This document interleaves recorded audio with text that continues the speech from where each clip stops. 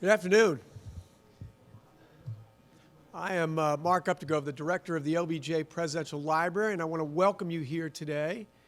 We are greatly privileged to have Ambassador Jack Matlock address a subject that is of great importance to us right now, our relationship between the United States and Russia. We are in an institution named for a president whose foreign policy was defined by the Cold War. And there are few men alive who know more about the Cold War and who are more instrumental in its ending than our guest today. Introducing Ambassador Matlock will be the distinguished scholar at the Strauss Center and the Frank Erwin Center, Centennial Professor in UT's Department of Government, Zoltan Barany. Zoltan?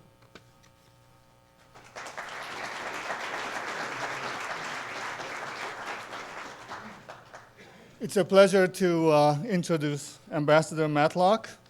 I just asked him if he minded if I revealed his age, and he said he didn't. And so he will be 85 years old next month. And this is important, and it will become important. You'll see why in a minute. He received his undergraduate degree, summa cum laude, at Duke University in 1950, then went up to Columbia to do graduate work in Russian studies. And in 1953, he went to Dartmouth to be an instructor of Russian language and literature. I think that he decided that maybe he could do more important things than teach nasty undergraduates Russian language. And so in 1956, he decided to join the Foreign Service. And not only did he decide this, but he had a very explicit goal in mind. And that was to become one day the American ambassador to the Soviet Union. And he realized this goal 31 years later in 1987 when President Ronald Reagan named him the ambassador to the Soviet Union. In between the 31 years, he had done a number of very impressive things. He was the director of Soviet affairs in the State Department, the deputy director of the Foreign Service Institute that essentially trains our diplomats. He was the senior director for European and Soviet affairs on the National Security Council. And of course, he had a number of postings abroad. Perhaps most importantly, prior to his ambassadorship, he had 3 tours in Moscow, but also was he was an ambassador to the Czechoslovakia in 1981 to 1983. He attended all of the US-Soviet summits between 1972 and 1991, with the exception of one under President Carter. And, he had really this incredible career, as Mark noted, between 1956 and 1991 in the Foreign Service, and a 35-year sort of experience and tremendous closeness to the most important things that were shaping our world. Since his retirement in 1991, he was on faculty at Hamilton College, at Columbia University, at Princeton, at the Institute for Advanced Study in Princeton, New Jersey, and he has written several books, and those of us who teach the Cold War probably assigned at least some of them, and these include Autopsy of an Empire, his first as a sort of, from the perspective of an American ambassador seeing the end of the Cold War, the second, Reagan and Gorbachev, how the Cold War ended, and the most recent one, a few years ago, Superpower Illusions, that was published by Columbia University Press. So someone like me, who has studied the Soviet Union and Russia a great deal and taught about it at the University of Texas for 24 years, we're all aware of most of what I just said to you. But the 2 things I want to tell you that I'm also impressed in, I found out not that long ago. I also have an interest in Africa, and I realized that in the early 1960s, Ambassador Matlock spent several years in Ghana and then in Zanzibar and Tanzania. These were countries that just were emerging from colonial rule. And so he met some of the people that I had read it and appreciated greatly, such as Julius Nyerere, that some of you probably remember, the president of Tanzania for many years, and not incidentally the only only African president in my knowledge who actually gave up power voluntarily. So the second thing that I want to tell you about in closing my remarks is more of the academic nature. As I mentioned, he went up to Dartmouth in 1953 and stopped his PhD studies. And I think that it's really interesting, and I found out because my wife is a graduate of Columbia University, and we get the Columbia University student, alumni papers, people who want you to give them money, essentially. But they also occasionally have some common interest articles. And there I see in 2013 in the May issue, Ambassador Matlock getting his PhD. And so the article will tell you about it in 2005 at the memorial service of George F. Kennan, whom most of us will know intimately. He met one of the Russian literature professors at Columbia University who said, well, Jack, I know it's been 55 years, but for God's sakes, when are you going to finish the dissertation? And in 2013, exactly 60 years after he left Columbia University for Dartmouth, he finished his dissertation. So it's not just Ambassador Matlock, but for all of us, it's Ambassador Dr. Professor Matlock. And I just want to say for all of our PhD students here, and I see a couple of mine in the audience, it's okay to stop your PhD studies and bail, but please, come back in 60 years and please have something of a similar career than Ambassador Matlock. Jack.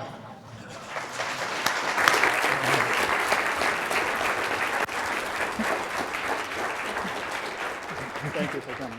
And he's going to talk to us about the end of the Cold War and also some more topical remarks about the Ukraine and so on. Thank you. Thanks very much. And I very much appreciate those kind words. I very much appreciate the invitation to come here for a lot of reasons. You know, somebody asked me, when were you last in Austin? And I had to think, and I was last in Austin in 1972 when I took my family, we have 5 children, on a camping trip across the United States. We had been living out of the country much of the time, and we tried to cover as many states as we could. And our youngest liked to have his picture taken in front of state capitals. So we came to Austin, sort of camped outside, came in town. I got his picture in front of the state capitol. You know, it's so big here that, I'm afraid I got a little bit of perspective distortion in pointing the camera up, but we got that. And when I thought about it, I think, 72, 42 years? Anyway, thanks for bringing me back and to this wonderful presidential library, and I look forward to taking a look at it later. Now, I wanted to talk today about how we ended the Cold War. And I do that because we're hearing so much about Cold War II. The rhetoric now that we're hearing both in Russia and in Washington, and to some degree in parts of Europe, reminds us of the height of the Cold War. And yet, let me say right up front, I don't think we are entering a new Cold War, even though the rhetoric sounds like it. But I do think we've gotten ourselves in a very dangerous situation in terms of our relationship, in part because we have, in my opinion, failed to understand some of the lessons we should have learned when we ended the Cold War. Now,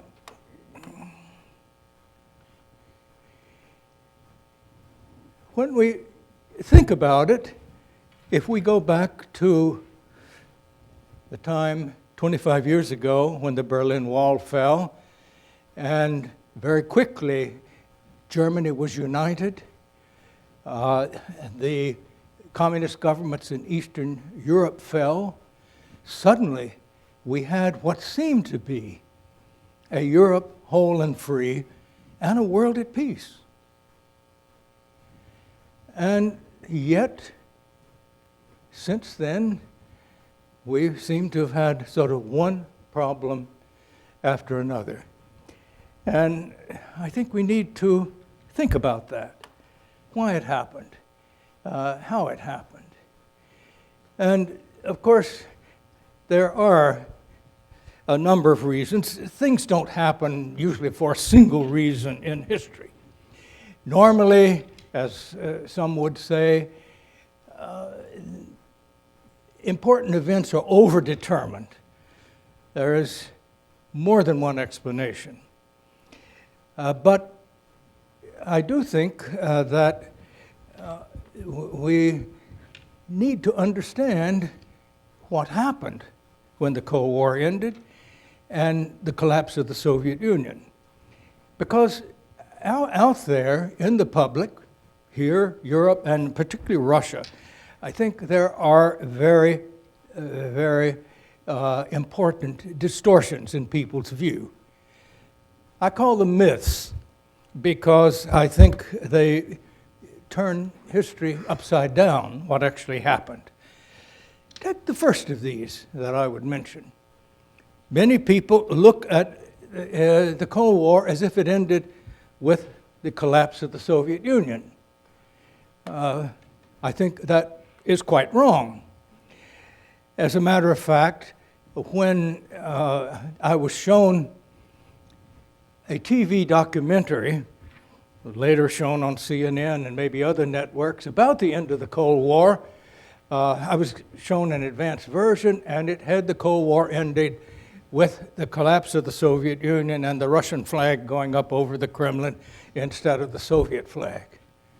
And I told the producer, hey, you know, the Cold War had been over 2 or 3 years before the Soviet Union collapsed. It's wrong to think of it that way.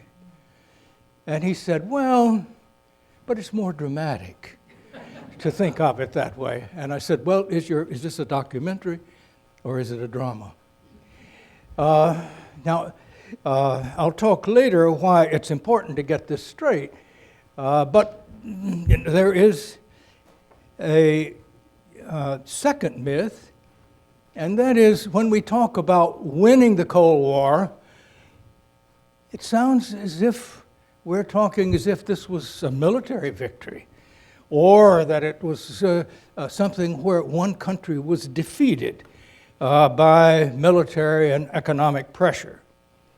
And that, in fact, communism itself was defeated by these pressures. That, too, I think, is absolutely wrong. Because the Cold War ended while communism was still in control of the Soviet Union. And it was not military pressure from the outside that brought the end of communism in the Soviet Union. But in fact, it was the leader of the Soviet Union, Mikhail Gorbachev, who step by step removed the party from control of the country. He was able to do that because the Cold War was over, and the military pressure from the outside freed him up to try internal reforms. And when he started these internal reforms, the apparatus of the Communist Party started resisting. And he did something very rare in history, and that was to put the interests of the country and its reform above the interest of the party and even above the interest of his own power position. And he, therefore, he was the one who maneuvered the Soviet Union out from communist control. Now, the third myth, and you don't hear this so much now as you did for a while, but that the Cold War was something similar to World War III, and that the war on terrorism it follows is World War IV, and so on. Again, I think this is totally wrong, because the Cold War was not a war in a military sense. There were wars, Korea, Vietnam, but these were on the periphery. There was no war between the United States and the Soviet Union, and thank God we're here today because of that. We probably wouldn't be if we had had a real war. But the other issue here is this penchant we have for calling any concerted effort a war on drugs, war on poverty, war on whatever. When you use the term metaphorically, you're not talking about the sort of thing that happened in World War I and World War II. You're talking about something very different. But the problem of using that metaphor is people tend to think that you can win and lose the same way you win or lose a war. So I think we have to be very careful with these metaphorical terms. The thing about the end of the Cold War is that we negotiated an end in the interest of all parties. There were no defeated ones. And it's fine to say we won the Cold War in the sense that we prevailed without fighting, and we prevailed with our system intact, but we didn't defeat the Soviet Union when we won the Cold War. We ended in the interest of a Soviet Union which gave its leader the possibility of reforming the country, because its internal problems under the communist system were very great, and it was not going to be able to develop into a successful country in the world of the late 20th and certainly in the 21st century unless the bonds of the communist rule had been removed. To think that the Soviet Union was defeated in the Cold War is absolutely wrong. Gorbachev negotiated with Reagan, with the first George Bush, and with the other Western leaders in the interest of his country. His was suffering from the arms race economically more than any of the rest of us. And to end it gave them the possibility of reform, at least theoretically. So now let's go to another myth, that Russia was defeated. Well, that's the one I was talking about, and obviously that isn't true, in part because the Russian Federation was only part of the Soviet Union. Even if the Soviet Union had been defeated in the Cold War, the Russian Federation would not have been, because it was only part of the country. Actually, the elected leaders of Russia in those last years of the Cold War were cooperating with us to help end it, so that the Russian Federation itself of today was never even a party to the Cold War. So to consider them a defeated nation, which much of the rhetoric does, and which the Russians today think that the rest of the world has treated them as a defeated nation, is behind many of the problems we have today in it, and I'll talk about some of these later. Well, why does this matter? This interpretation of history, who won what, whether it was a war or not? Well, first of all, if you think that the Cold War ended with the collapse of the Soviet Union, then this leads to the mistaken idea that an authoritarian system can be brought down by military and economic power from the outside. And that leads precisely to the sort of goal that we have seemed to have since the end of the Cold War of regime change, that by external pressure we can change regimes in the other countries for the better. That's not what happened during the Cold War, and we haven't had much success with trying regime change later. And so it's high time we need to understand that the collapse of the Soviet Union is not, you might say, a pattern caused by external pressure or produced a system brought about by external pressure.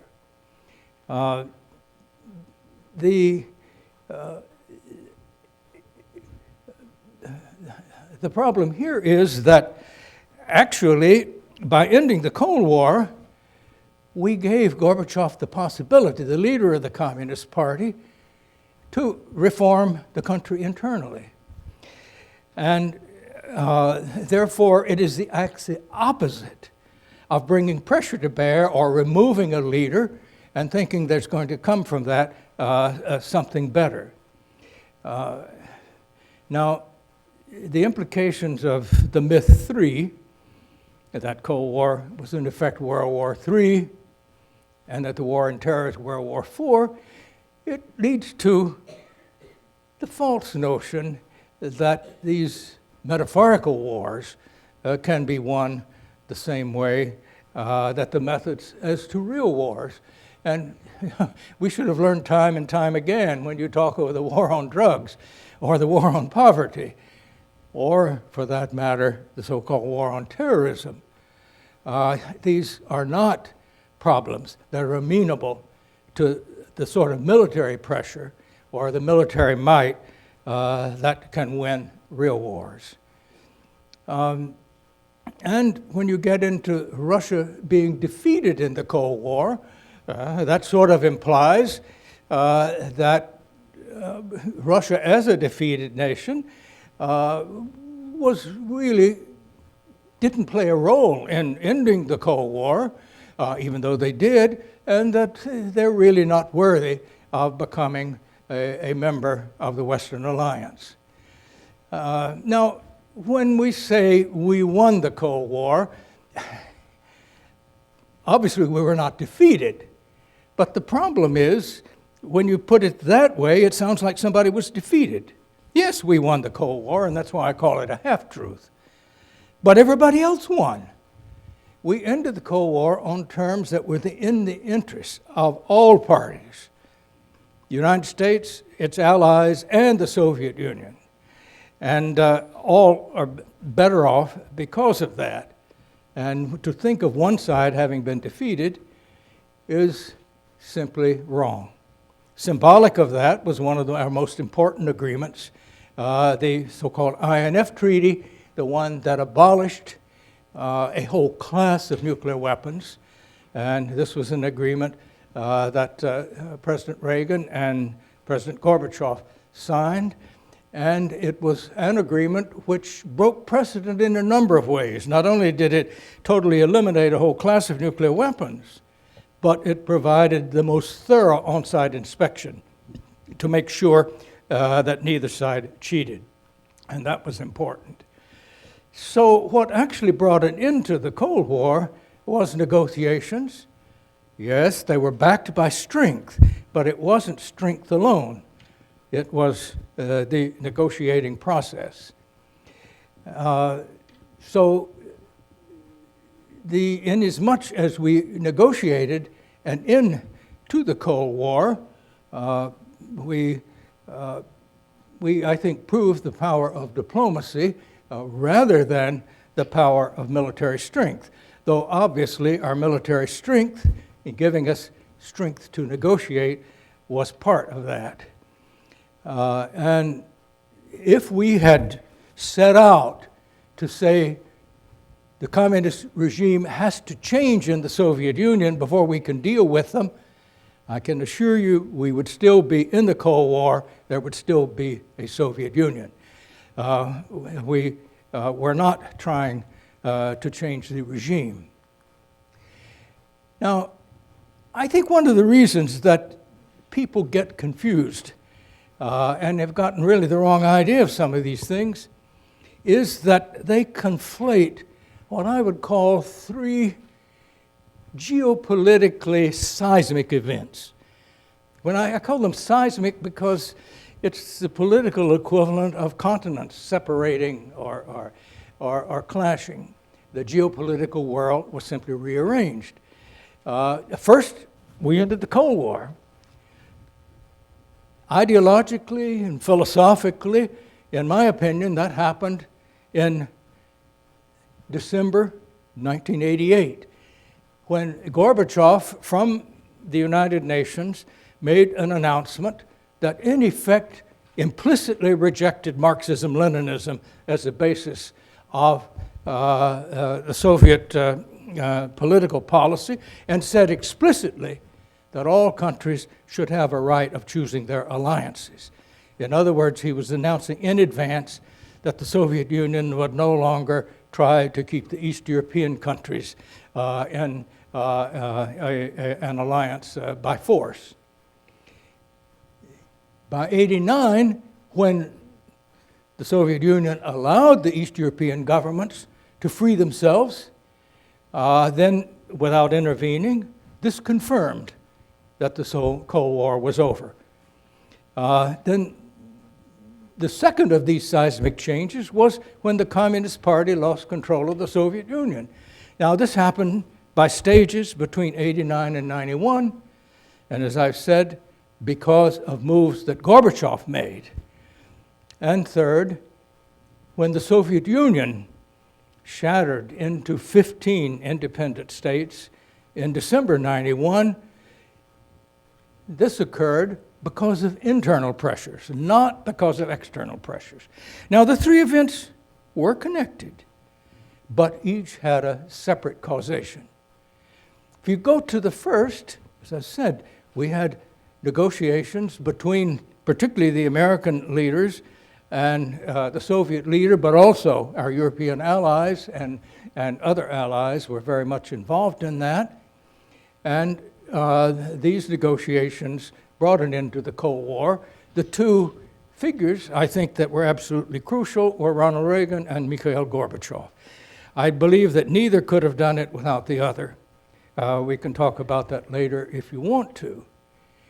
And then when the Communist Party lost control of the Soviet Union, it was Gorbachev, as I've mentioned, who maneuvered it out of power. And he did this because he saw that the party was resisting the sort of reforms he wanted the country to take. He couldn't have done this if the Cold War was on.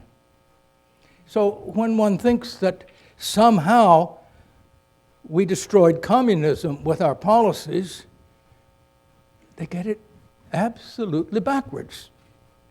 And I think this is so widespread. I recall that when President Reagan died, The Economist, the British magazine, had on its cover, "The man who defeated communism." Wrong. It was Gorbachev who defeated communism, and Ronald Reagan, President Reagan, would never have claimed to. His attitude was, yes, communism is a lousy system. If they want it, that's their business. What we object to is they're imposing it on other people. We have to stop that behavior, which of course we did to end the Cold War. And then when the Soviet Union shattered, what was the position of the United States? We didn't want that to happen. Yes, we wanted the 3 Baltic states, which we had never recognized as legally part of the Soviet Union, to regain their independence. But we hoped that the rest, or as many of the rest as possible, would join Gorbachev's Union Treaty in a voluntary union. So we did not consider the breakup of the Soviet Union in the American interest at that time. You know, if that sounds like news to you, you're like many other people, because so much has been said as if the Cold War ended with the breakup of the Soviet Union and as if we caused that breakup. Now, and this, in Russian minds today, this plays a very, very big role. But the fact is, now, how did we actually negotiate the end of the Cold War? And I think there are lessons here for diplomacy which we should pay attention to and which we have not always paid attention to since the Cold War ended.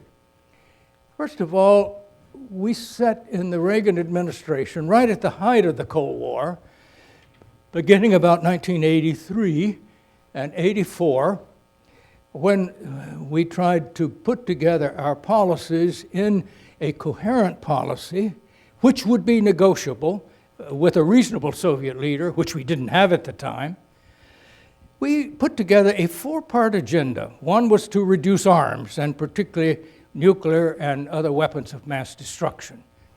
The second to end our participation in conflict in third countries. Third, to improve respect for human rights. And the fourth, to bring down the Iron Curtain that was separating the world. Now, we didn't want to sound tendentious, so we called it, let's build a better working relationship. We began to put that agenda together in 1983 and 1984, before Gorbachev came to power. And there were three things that were not in it, and we need to bear that in mind. One, we didn't challenge the legitimacy of the Soviet system. Many of our hardliners at that time said, we shouldn't treat them as equals. That's a revolutionary regime. They came to power illegally. All you can do is just shout them down and bring pressure to bear. That was never President Reagan's policy. Second, President Reagan specifically instructed us, we are not going to seek military superiority, because you can't make an agreement if your goal is military superiority. And third, we would not try to force the collapse of the Soviet system. There was no hint of regime change. We wanted to change the behavior of the regime, not to remove the regime. Now, it took Gorbachev a little while to respond. I've listed there some of the things that happened, but gradually, in part because we began to cast this agenda, not in terms of things they had to do, but in terms of things that we both should do, and tried to define the aims so that if the Soviet Union really did want peace and was going to stop trying to dominate its neighbors, we could come to terms.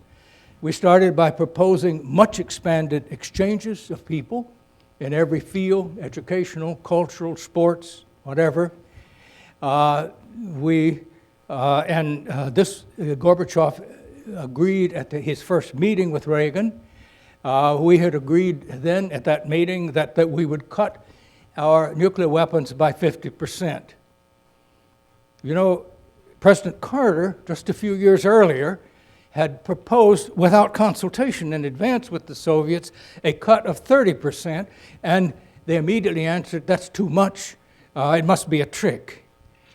So it became clear to us that, we've got to stop shouting at each other and consult more privately before we do these things.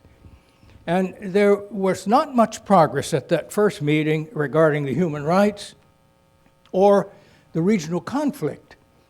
But before President Reagan went to Geneva, he wrote down a memo for himself and the staff, and it was shared with us on our way to Geneva, saying that if he's got something wrong, we'll have time to brief him on it. And on human rights, he had a very important passage. He said, I think we are somewhat too upfront about human rights. Well, we were not somewhat too upfront, we were very upfront about human rights. And he said, hammering away at them on human rights will get cheers from the bleachers, but it will not help those affected. In fact, it could hurt them. And he went on to say, we've got to start dealing with human rights in private. And from then on, he and Secretary of State Schultz did do it privately.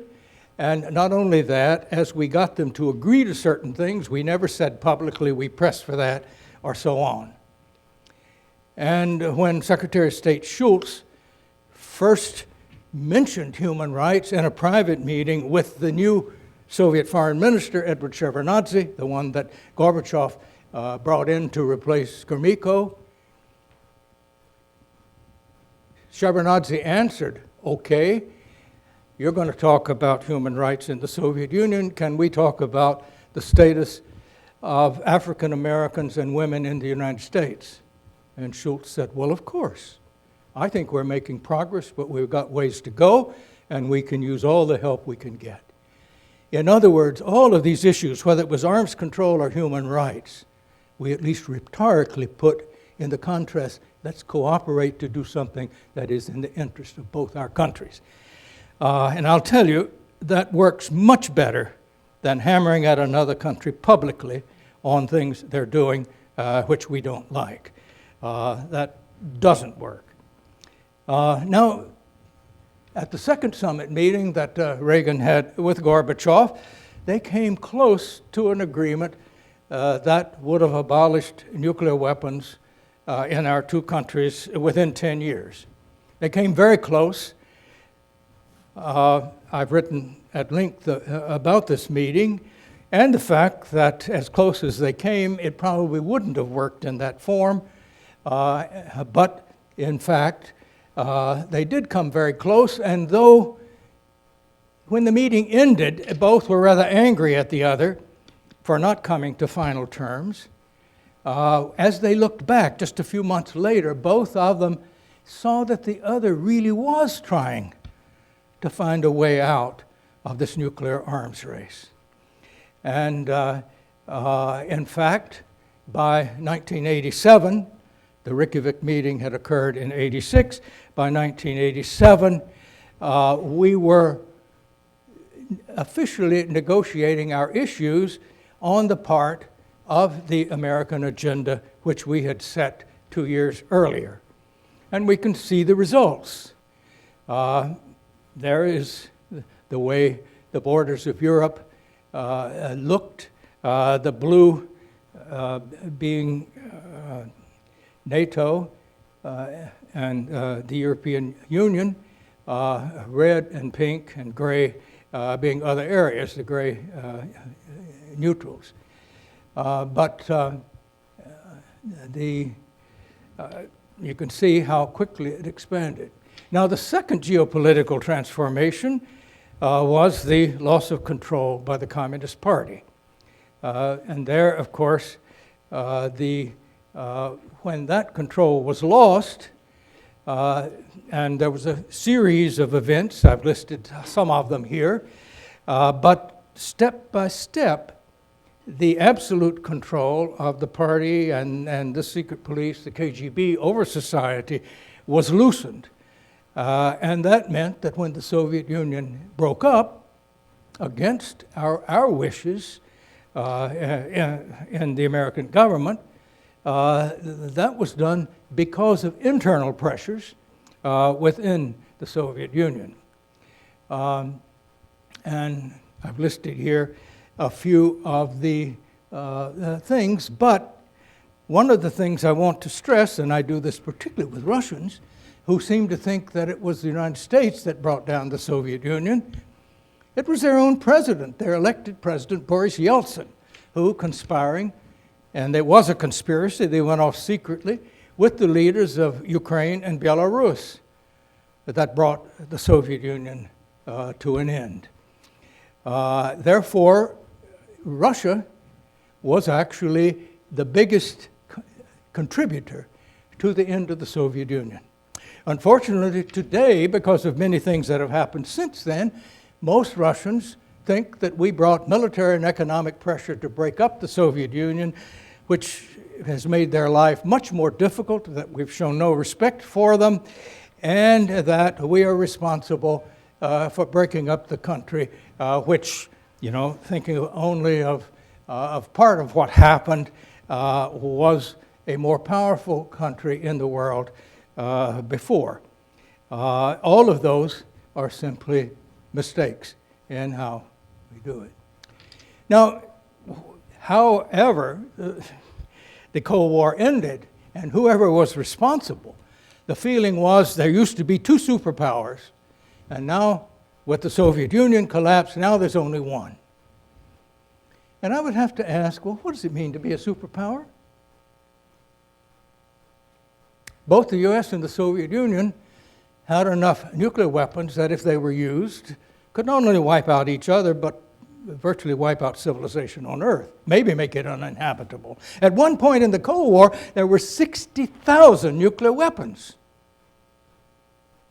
And calculations at a time that was not enough to destroy civilization once, but 7 times over. And I often wondered, once you can do it once, why do you want to do it more?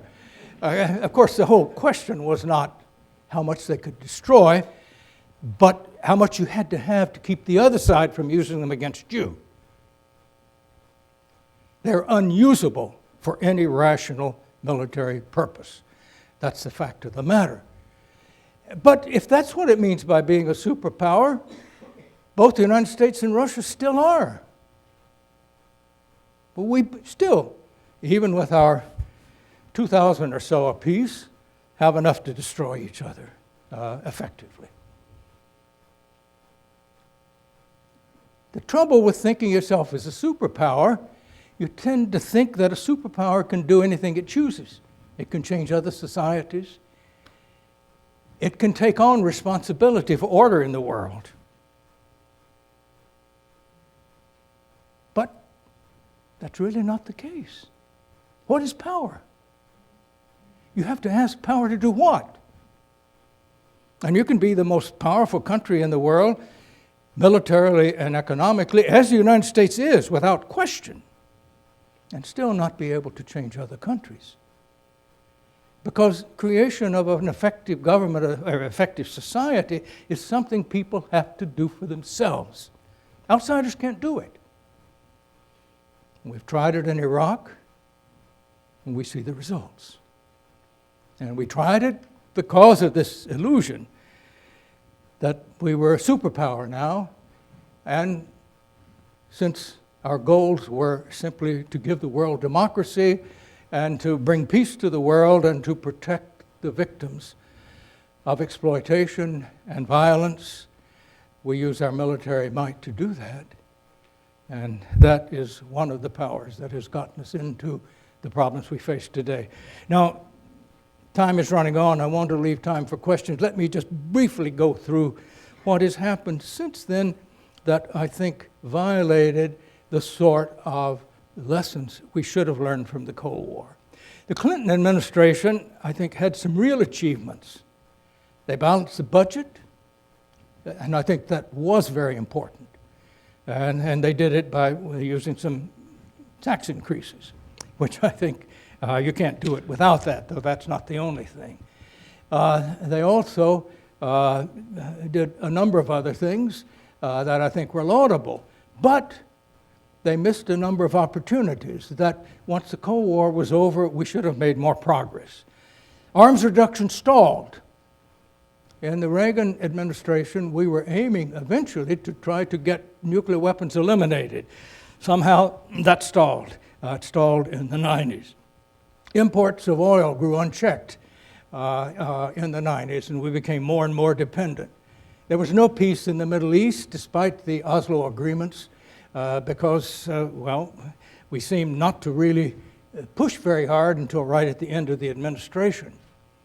But as far as Russia was concerned, the worst decision was to start expanding NATO to the east and leaving Russia out of the structure of European security.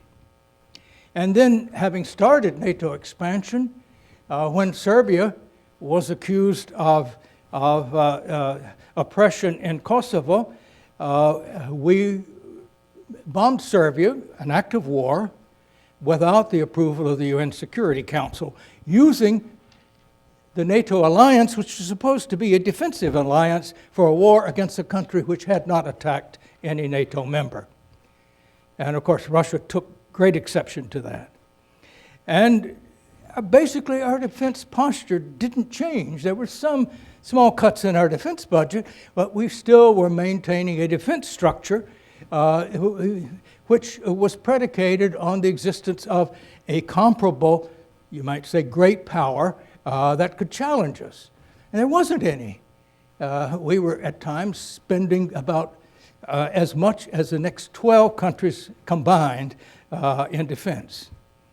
So, as I said, these, I think, were mixed opportunities, and the Russians looked at the time when they started out thinking they would be members of the alliance, feeling at the end totally excluded. Things got much worse under the Bush-Cheney administration, and I've listed some of them here, but as far as Russia is concerned, walking out of the ABM Treaty, which we had a legal right to do, continuing to expand NATO, talking about bases in countries, and eventually, right up in 2008, in talking about NATO membership for Ukraine, where 2/3 of the people didn't want to be in NATO, and where the Russians had told us this is an absolute red line. You cannot just keep expanding NATO into our neighborhood and now into countries that for centuries were actually part of the same country. So Russia began to be a problem. And although the Russian President Putin was very cooperative after the 9/11 attacks, he called President Bush to offer his cooperation. They did cooperate with intelligence about Afghanistan, with transit routes, and many other things. But as I mentioned, in return, we began to walk out of treaties and to treat them increasingly as if they were a threat and a potential enemy, if not an actual enemy. And by 2007, Putin had been very emphatic. Now, when President Obama was elected, he pledged at that time to change the relationship with Russia by what he called a restart. Secretary of State Hillary Clinton used this too. At some time, some Russians said, well, it's fine to have a restart, but I think what we really need is different software. And that probably was true, because the idea was that we could continue to hammer at them at human rights and internal matters that happened in Russia, but cooperate on those things where our interests were similar. We got a new agreement on arms, a very important one, the New START agreement. The reason that was particularly important was not only because it brought some reduction in nuclear weapons, but it preserved the verification measures that otherwise we would have lost when the previous treaties ran out. But then there were problems over missile defense. I won't talk about that in detail at the moment, but the fact is that we don't yet have a missile defense that works. We're spending tens of billions a year at it, but the Russians consider deployments, particularly in Eastern Europe, against non-existent Iranian weapons, which if they existed, Iran would have no reason to launch them against Europe, as simply a subterfuge for putting in weapons that would eventually be used to limit their deterrence. And then new problems turned up. Syria, here was a case where we started out talking about regime change. Assad must go. And the Russians were saying, wait a minute, look what happened in Libya. Look what is happening in Egypt. You remove these guys and what comes later? Have you really thought about that? And then we start drawing red lines that we can't enforce. And of course, today we're seeing that we're having to start a new war against ISIS in Syria without necessarily making an ally of Assad, whom we were trying to remove. And yet Russia, which should be an ally in this, as Iran, is sitting at the sidelines because of Ukraine. Now, a couple of words about Ukraine that we need to understand. I'll make this very quick. First of all, bear in mind where it is. The Washington Post a couple of months ago had a survey which indicated that only 1 in 6 Americans know where Ukraine is located. Well, there it's located in Europe. It has a very long border with Russia. And for 3 centuries, the bulk of the country was part of Russia. It was put together in the Soviet period, different parts coming from different areas.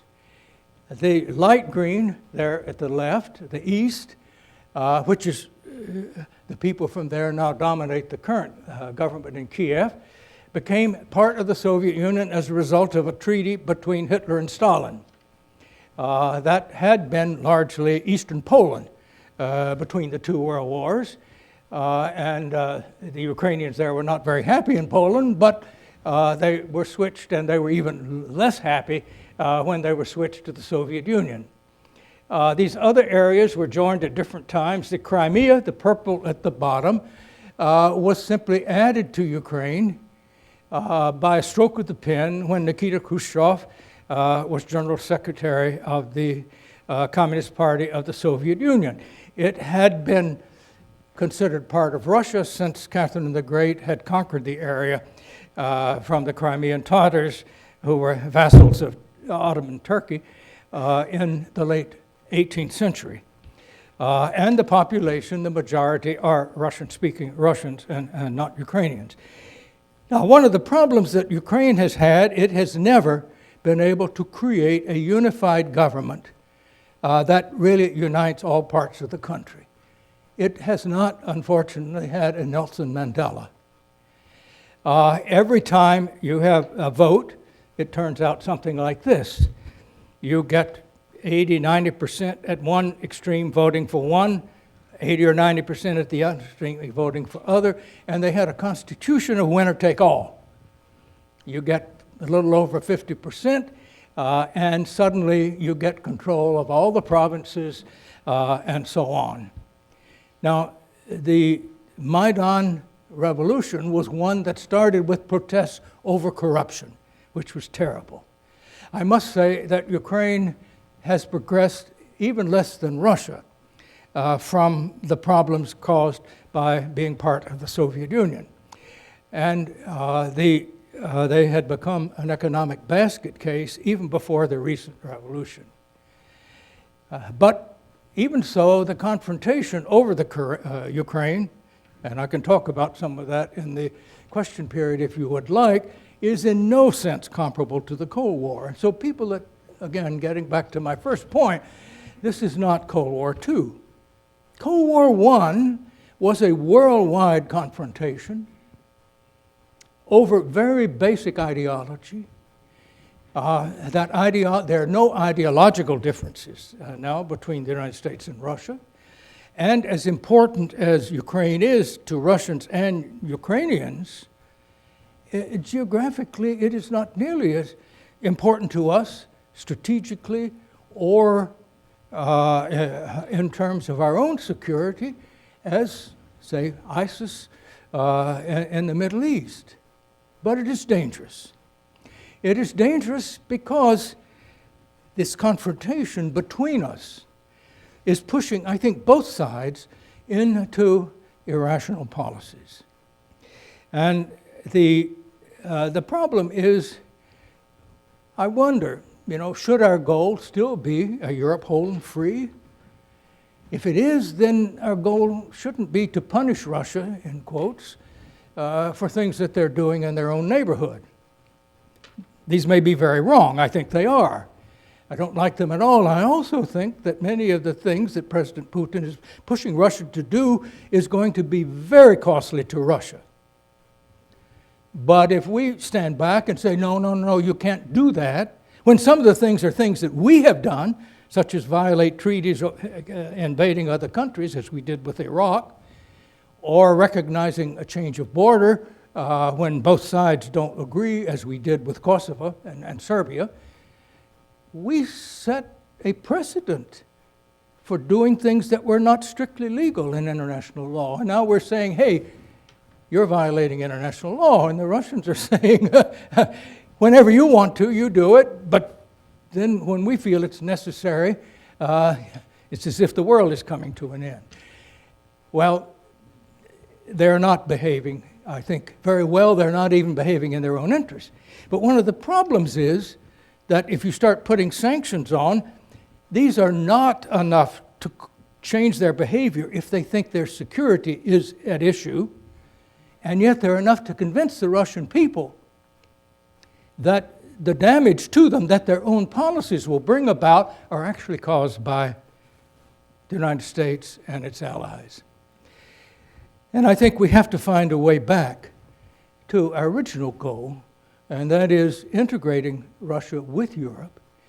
Because the fact we need to keep in mind is that Russia, given its size, given its location, given the technical sophistication of the people, the education, they're going to be either part of the solution or part of the problem on all of the broader worldwide problems, whether they're security problems like ISIS, or problems like global warming, or certainly, international crime, corruption, drug trade, you name it. These broader issues, they're going to be part of the solution or part of the problem. And it does seem to me we need to adjust our parties to do everything we can to encourage them to be part of the solution. Why have we been doing many of the things that we have that have been mistakes? I think it's been domestic politics, and I think it is also our population making demands of the president that are unreasonable. We don't want to police the world. And we couldn't if we tried, and yet we keep insisting the presidents try to do so. It's not fair to them, and it's not fair to the rest of us. But I think we do have to ask, will domestic politics continue to create these problems for us? I'll leave that with you, and thanks very much.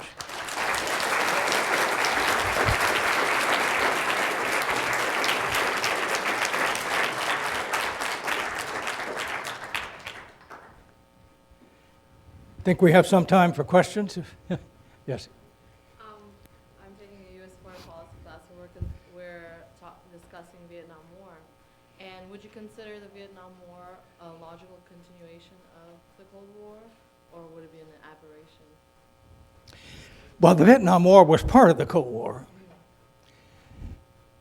And, honestly, at that time, I was a full supporter of the Vietnam War.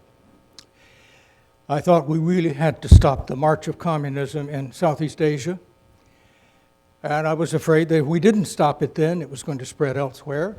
I was also aware of the fact that when Vietnam divided, we had helped remove the refugees from the north to the south. And I thought we had an obligation. Looking back, I think it was a big mistake. And quite honestly here, in the LBJ Library, President Johnson would have gone down probably as one of our greatest presidents if he had been able to stop the war and get us out. Because the domestic reforms he brought about are really profound, and he doesn't get credit for them with many people because of the Vietnam War. In retrospect, I think we were wrong to get involved. And the thing is, a lot fewer people would have gotten killed. Just let the communists have it. Because it was not a centralized move from Moscow controlled by them. The Russians thought it was at the time, in Stalin's time. But China broke away, and then the Vietnamese, of course, don't want to be dominated by China. And right now, our relations with Vietnam are quite normal. So, looking back, I'm sorry that we got involved in Vietnam. But I must say, at the time, I supported it. But I try to learn. Yes? About 4 years ago, Admiral Jim Stavridis, CNC of NATO, was standing where you are talking to us about NATO. And I asked him what the purpose of NATO was in this day and age post-Cold War. And Admiral Stavridis flashed a slide up on the chart that was his stock response that said, that allegedly showed the graduating class of 1914 of Saint-Cyr, which he said was all in this slide, and they were all killed in the war, and that's why we had to have NATO. The problem is, of course, that wasn't an accurate picture of the class of 1914, and he was completely wrong in his facts on the percentage of classmates of 14 killed. Admiral Stavridis' response as to why we need NATO was a bunch of goddamn cock and bull. And I'm wondering if you can provide a better answer than Admiral Stavridis did as to what the purpose of NATO is in this day and age and why it's important for countries so far removed from the Atlantic like Georgia and Bulgaria to be a part of it. Excellent question. the original purpose of NATO was explained by the first Secretary General of NATO, a Brit, this way. He said, it is to keep the Russians out, to keep the Germans down, to keep the Americans in. 3 things. Now, when the Cold War ended, even before the Soviet Union broke up, we didn't need it to keep the Russians out. But we did need it to keep Germany fully integrated into an international military structure and to keep some American military presence in Europe to prevent what happened in the first 2 world wars, which started in Europe and started because of competition between the Germans and other countries in Europe. And these were the arguments we used when we were trying to get Gorbachev to agree that a unified Germany could stay in NATO. Because at first, when they saw that the Germans were determined to unify East and West Germany, and this was being determined by the Germans in East Germany, this is not something the diplomats worked out. The Germans voted with their feet and took control of that situation. And then the question was, we can't keep Germany from uniting. Will they be allowed to stay in NATO? And I remember Secretary of State Baker telling Gorbachev, February 90, think about this. Assuming there's no extension of NATO jurisdiction to the east, not 1 inch, wouldn't you be better off with a united Germany in NATO, which does 2 things, keeps Germany integrated in a military structure and keeps some American military presence in Europe? And Gorbachev's answer was, well, of course, any NATO expansion to the east is unacceptable, but I understand what you're saying. And I do want to say one thing, that we are no longer trying to exclude you from Europe. We recognize that you Americans have a useful role. He said, oh, you probably don't need 300,000 troops, but it is now no longer our policy to exclude you from Europe. We want you here. We know you can be a stabilizing factor. So what was left was then we still needed a NATO of those. Now, when East Europe went free and decided they wanted to be members, I think at first we came up with the Partnership for Peace. And I think that was a perfect vehicle because it allowed military exercises, it allowed consultation with the military as much as they wanted, but not part of the military alliance. And when the Poles and others began to demand full membership, many of us, including myself, George Kennan, many others, including many people who helped us negotiate the end of the Cold War, said, don't do this. Don't start moving what had been a Cold War organization to the east. We need a structure which includes NATO. We do need to keep it for the reasons that I've indicated, but no longer to keep the Russians out. We need a security structure that includes the Russians, and NATO can be part of that. And we can work that with various other ways. Yes, the East Europeans need some assurance, given history, but don't do it this way. And we also said, if you start, you're going to have to stop. Because at a certain point, Russia will draw the line, and we will have a new confrontation, a serious one. And this was particularly true of Ukraine. Now, why do people keep talking about Ukraine and Georgia in NATO? Well, basically, those who want to be in NATO thinks being in NATO will solve their internal problems. Other countries, NATO has not taken a country that had internal problems. Romania and Hungary had to, settle the question of Transylvania, have no claims, before they were allowed, because NATO was not set up to solve internal problems. Georgia's problems are internal. They abolished the autonomy of two of their regions, actually started military action against them while there was still a Soviet Union. And so the idea that somehow Georgia's just been put upon by Russia. It's much more complicated than that, because the Georgians are trying to do to their minorities what they accuse the Russians of doing to them. Ukraine is even more complicated because 2/3 of the Ukrainians didn't want to be in NATO. Those in the east, those that now are rebelling. And we're supposed to put the lives of American soldiers at risk and risk a nuclear war because they can't settle their internal matters? You know, it's so absurd it almost seems insane to me. But anyway, that is a problem, and in fact, I think that Ukraine and Georgia would never have been accepted in NATO because enough of our allies would have vetoed it, that even if we wanted it. And I don't think that any administration since the Bush-Cheney administration has wanted it. But the fact is the Russians don't see it that way, and the basic reason that Putin took Crimea was because he thought this new revolutionary government in Kiev was going to ask for NATO membership and that they would lose their naval base at Sevastopol, which is one of the most important naval bases. In fact, he said as much. He said at one point, you know, we like American sailors, we like to visit them in many ports, but we don't want to have to go to Sevastopol to visit them. I think, you know, people who look at this issue simply fail to look at it from the standpoint that other countries do. And you can say, well, Russia is no longer very powerful. But I'll tell you, in terms of using power in their own neighborhood, they're more powerful than we are, given the fact that neither side is going to use nuclear weapons over this. Yes?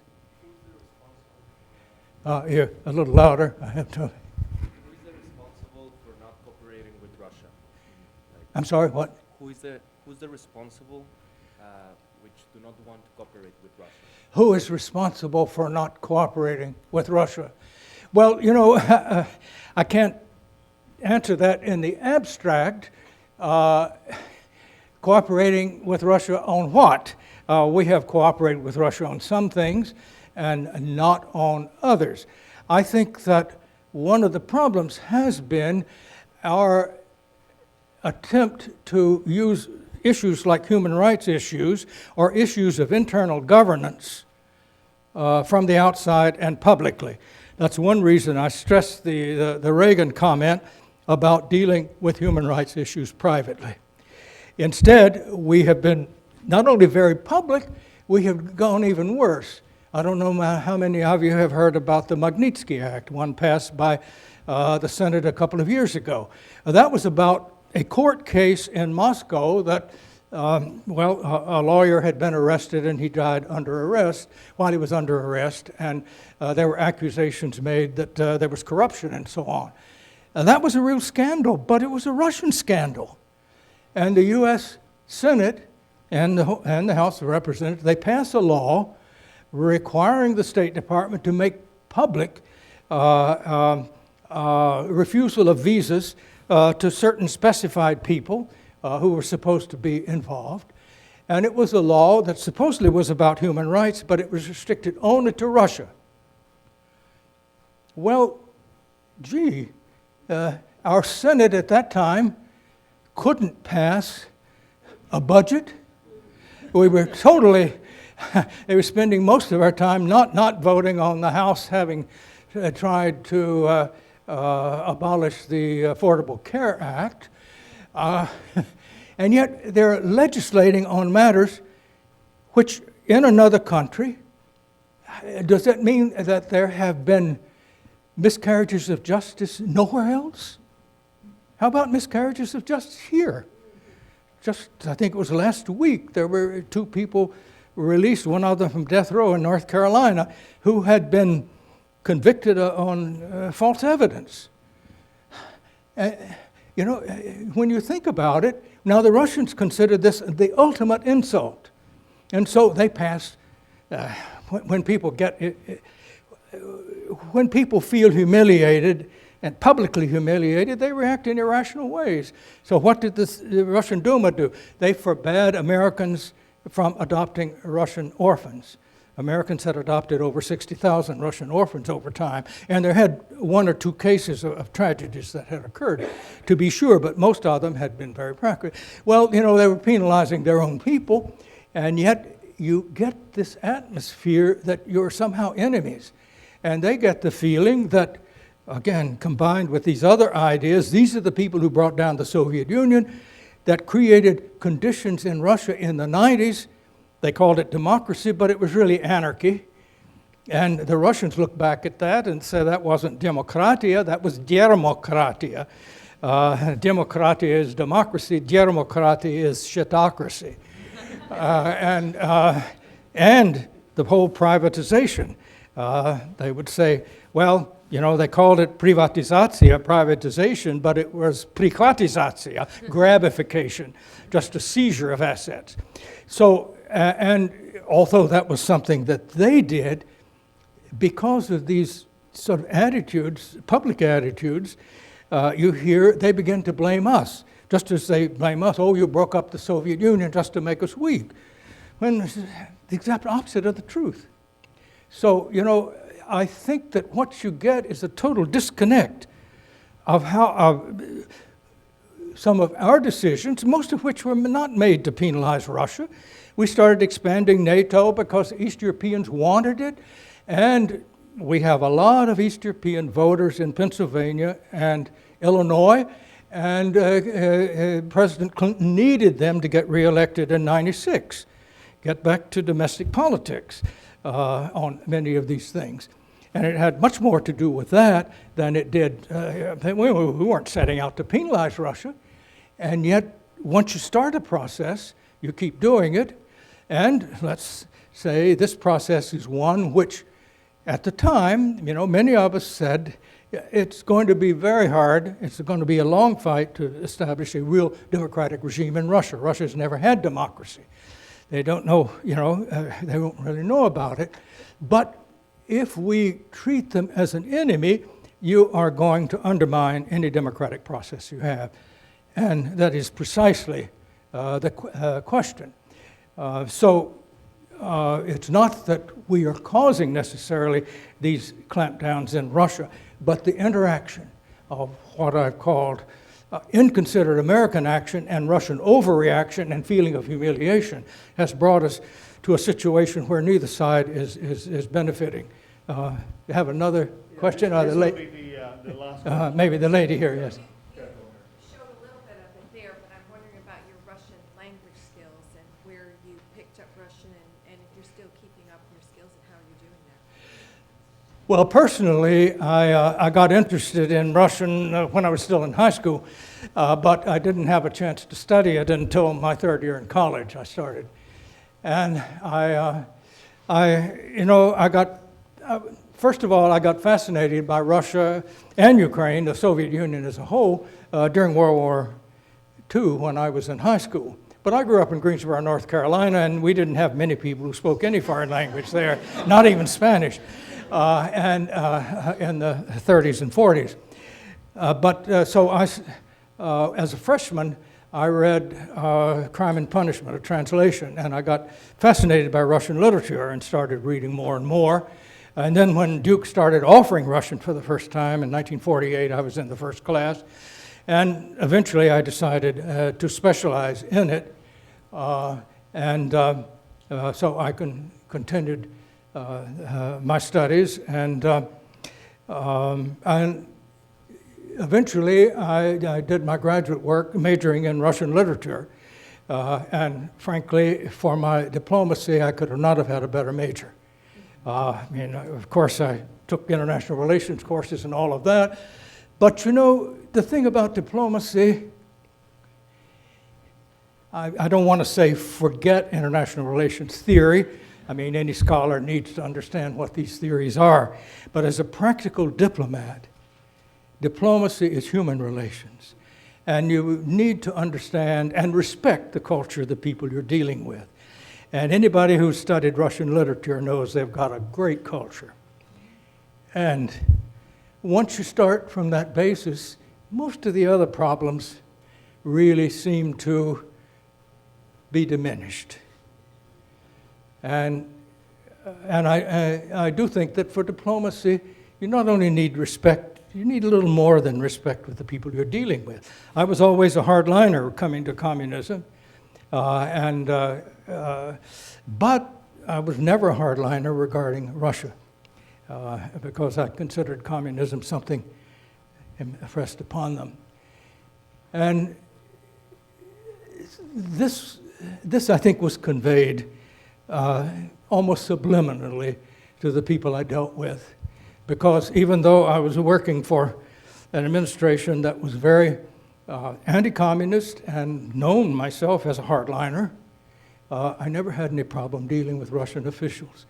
After I came as ambassador, and I mentioned this only because you mentioned language, and I think this is part of it, after a few months in one of my receptions, one of the junior officers in the foreign ministry was coming through the reception line, and he asked, I'd like to have a word with you later.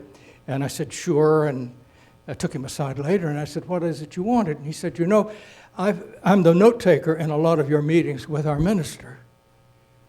And you say things that if anybody else said them would send him up the wall. When you say it, somehow he accepts it. What's your secret? Nobody had asked me that before. And I thought for a minute, and I said, well, maybe it's because, I really love this country, even when I don't like your policies. And he said, I thought so, and I wondered if you understood it. On that happy note, thank you all for coming. And thank you,